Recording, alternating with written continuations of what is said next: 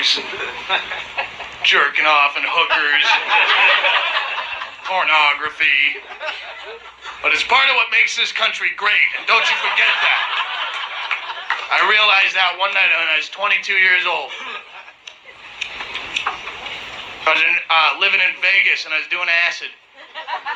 Alone. Which again is a drug you want to do on the buddy system. Have you done acid? Woo! Come on, will you cop to anything tonight? You know when you do acid, everything's a mission to you.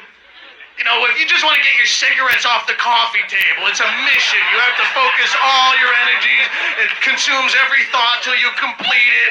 Well, my mission that night was to get laid. Because I'd never gotten laid on a hallucinogen, and I thought it was a great idea, and I became obsessive about it, but I didn't have any leads, you know? And so I went to a titty bar first where I knew some girls because I hung out there all the time. It was right next to where I worked. And I walked in, but when you're doing acid, you can't talk to other people unless they're doing acid too. So they're going, hi, Doug, and I'm going, you know, their fucking eyes are like charcoal. So I just sat there at the fucking bar and I was sticking dollars in G-strings for a month or a week. I don't know how long. And I'm like, fuck, what am I going to do? You know, there's no way. If I can't order a beer, there's no way I'm going to pick up a chick. So I go, if there's ever a night to get a hooker, tonight's the night.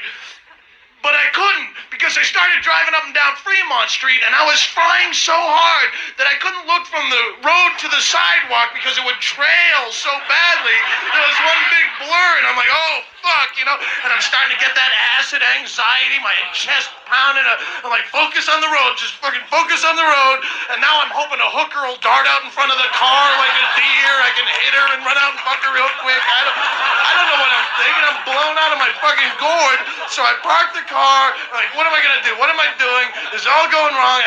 I'll just walk. But you can't pick up a hooker on foot. That just doesn't happen. I'm walking and they're going, you know? So I would have just gone home and jerked off at that point, but I was living with 5 other people in what was basically a crack house in North Las Vegas with 5 of us. I'm sharing a couch. Whoever gets home first gets a couch. Other guy gets a floor. It's like living with my mom now. I couldn't even beat off at home. So what am I going to do? And at that point, I saw an adult bookstore because it was right there, you know? And I go, yeah, I'll just go. You been to an adult bookstore?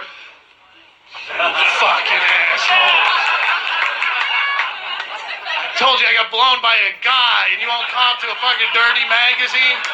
Pricks. When you go into an adult bookstore, they have all these like video beat-off booths. They're like phone booths lined up at the airport, and you go in, you get like 25 channels of smut for a quarter at a time, and I go, that's great, I'll just go in there. But in Vegas, for some reason, they have a law where all the beat-off booths have half doors from here up, and what the fags do is they'll cruise the hallway, rotating their assets and selling whatever they're selling, and I'm creeped out enough being 22 years old on acid in a beat-off booth in Las Vegas without some fag sticking his head under the door going, hi there, you know?